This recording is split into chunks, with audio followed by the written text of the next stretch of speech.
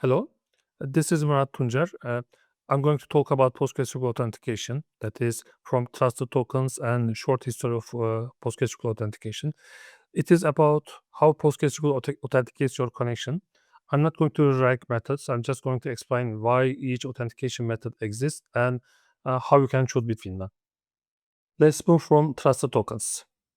First, about myself, I told you about my name is Murat Tuncer. I'm software engineering manager at Azure Database for PostgreSQL Service, where we do distribute PostgreSQL services.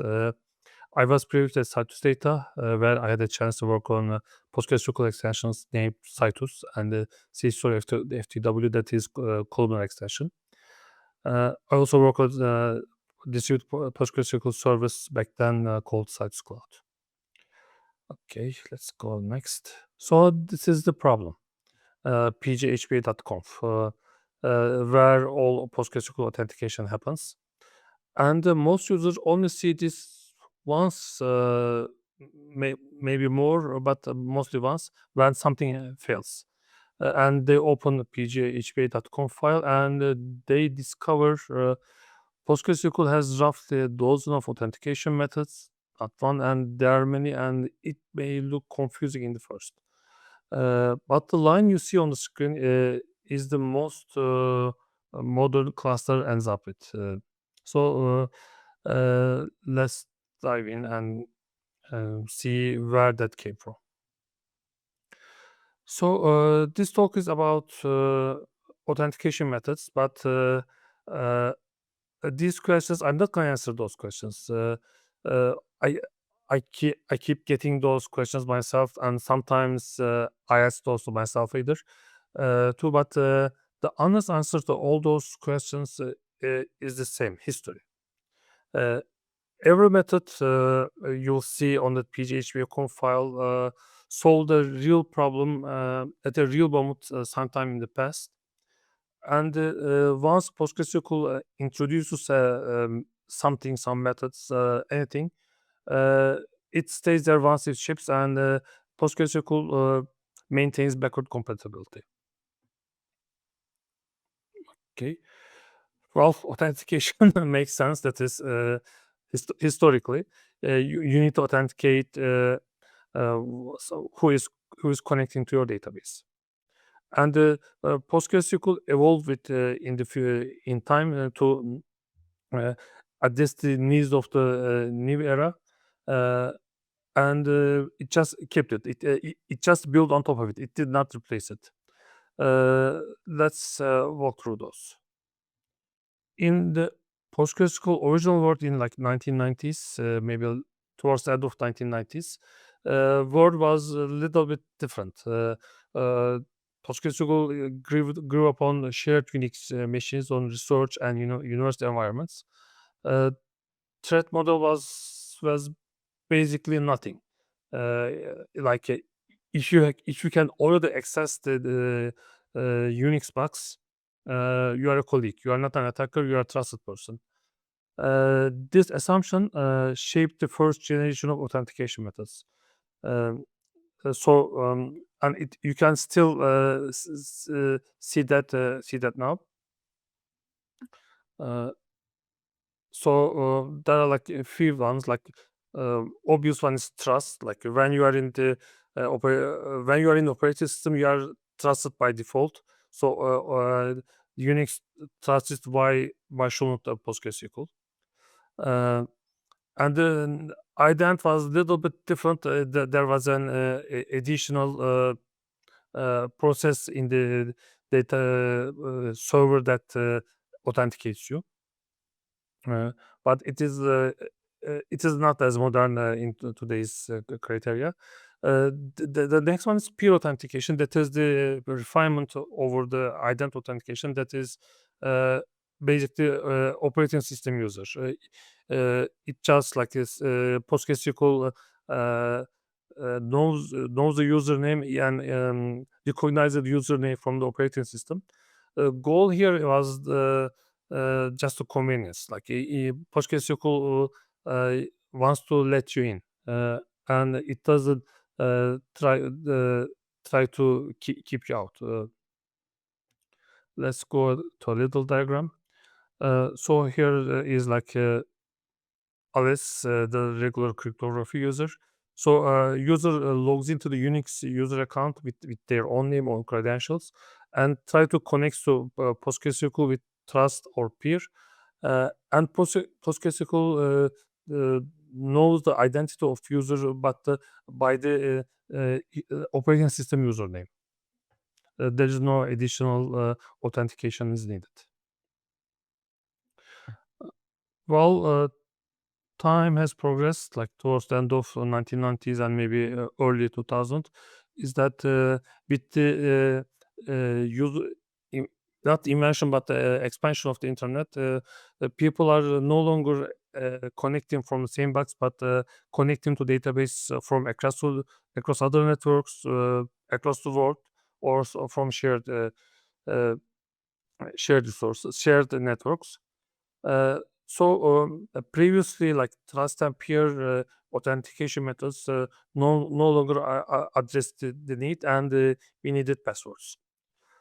Well, uh, passwords just answer to the any service services back then. Like when you want to authenticate something, you will just ask a password. Uh, since like the world was already using the passwords of PostgreSQL, uh, also introduced that, but there is some caveat that you don't want to store the plain text password. Instead, you need to some sort of store something derived out of the password. And these are the hash. Like the MD5 was the original hash with some salt and everything. Like PostgreSQL stored the secret inside.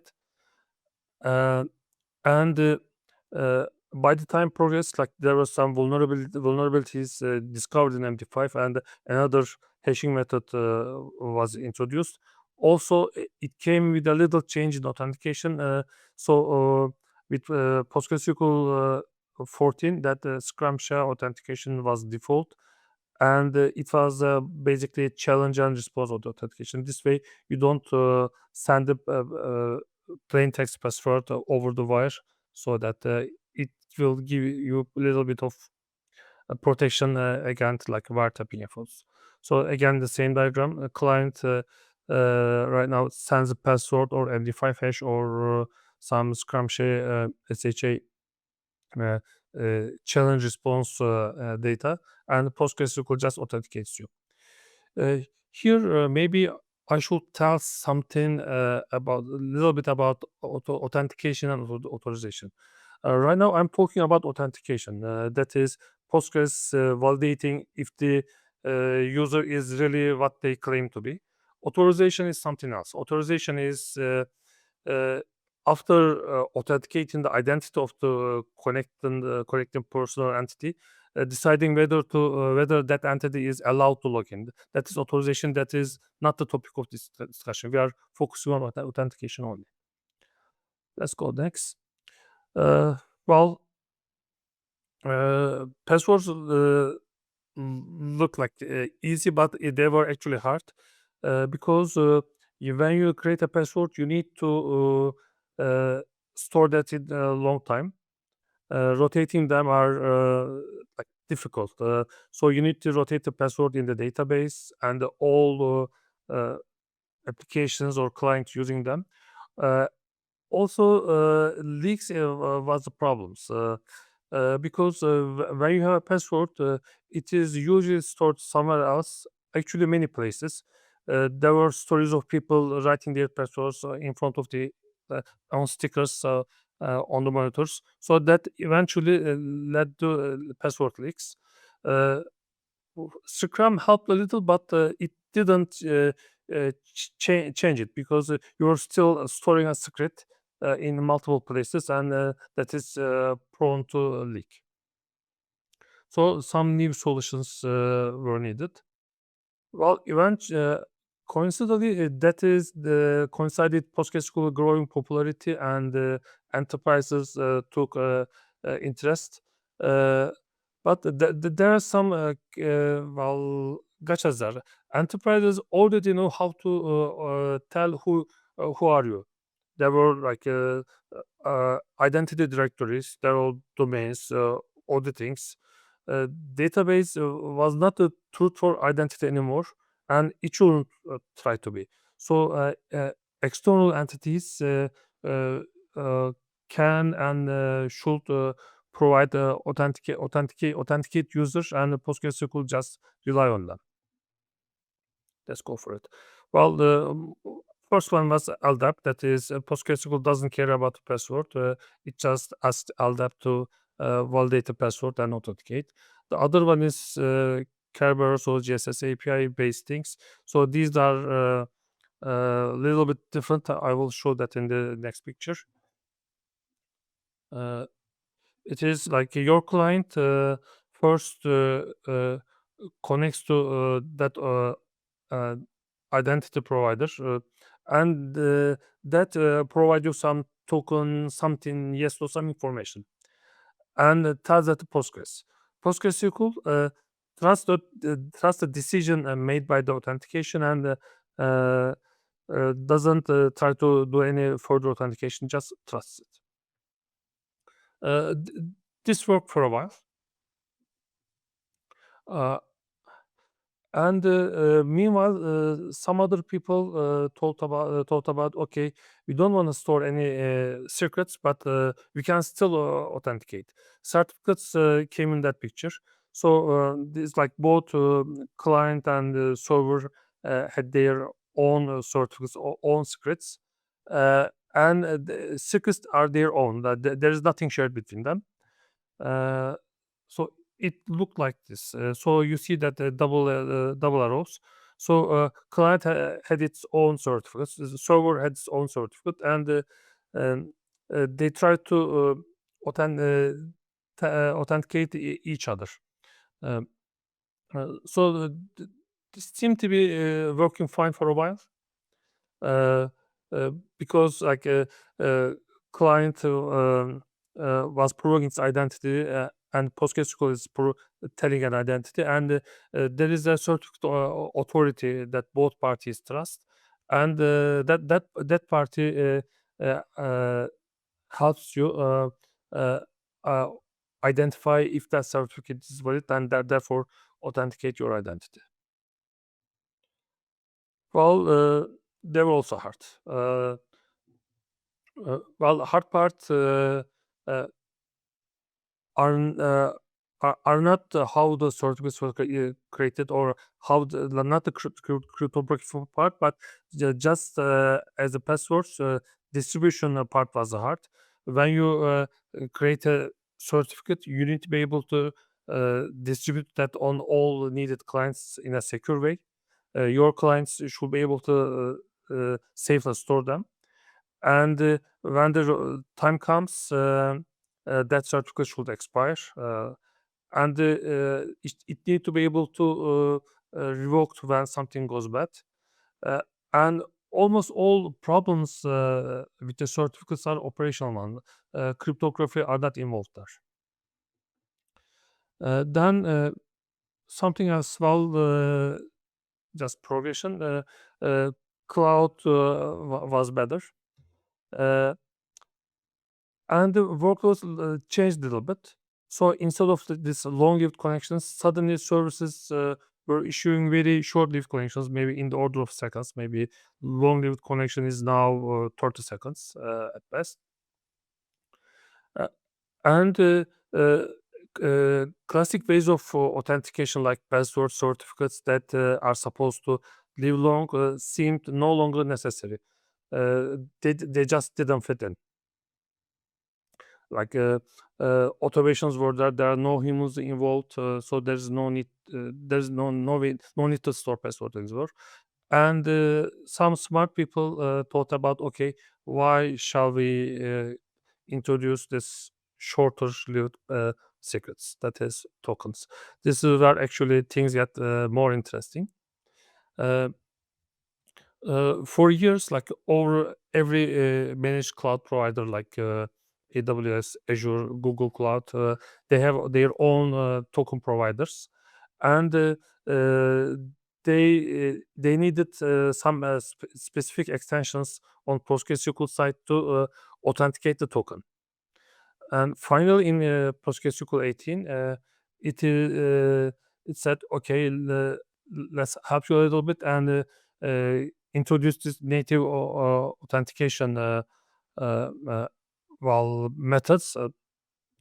But it is a little bit different. PostgreSQL shipped the protocol. It didn't tell you how to authenticate. So any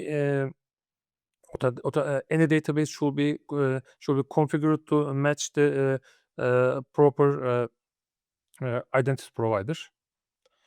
That is all of this idea is to reduce to this secret stored in PGHP account, so that uh, when something goes wrong, you don't need to spend time or had hardship revoking the identity. Tokens were best there because uh, you can create a token valid for seconds, hours, maybe 24 hours. Uh, Even if it leaks somewhere, token will already expire by the time it could be exploited. So this is how token work. So again, client connects to identity provider, gets a token, uses that token to connect to the PostgreSQL, uh, and PostgreSQL has a way of validating the token, and if it can validate, it can let you in. Let's go next. So how we can choose between them?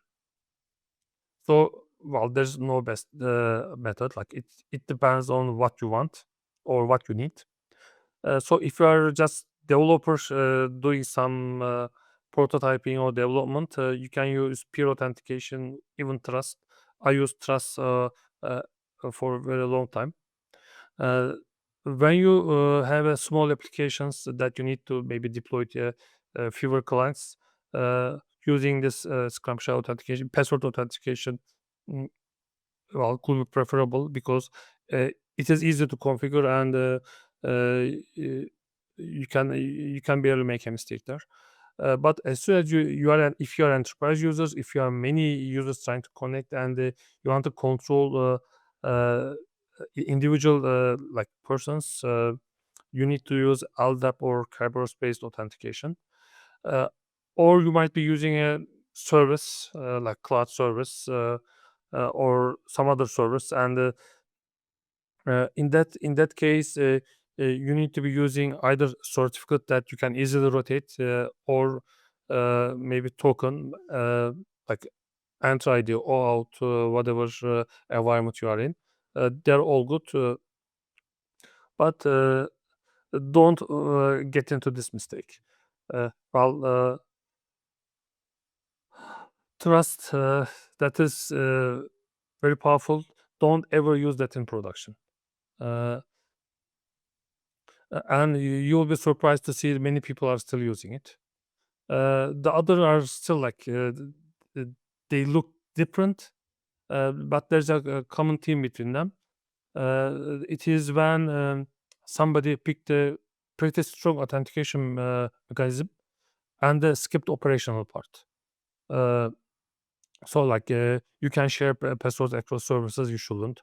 You can introduce certificates, but you don't have a sound rotation plan or sound revocation plan. Uh, or like you did like LDAP authentication, but you didn't plan for how to revoke it. That is common mistakes. Don't fall in that trap, please. And PostgreSQL got something right. That is, there are many things, but if you ask me to choose one, I would say backward compatibility. When a new version of PostgreSQL introduced, it never uh, uh, breaks you. Like you can safely upgrade your database servers, and your existing authentication methods will continue to work. And the flexibility, you can use multiple authentication methods on the same database.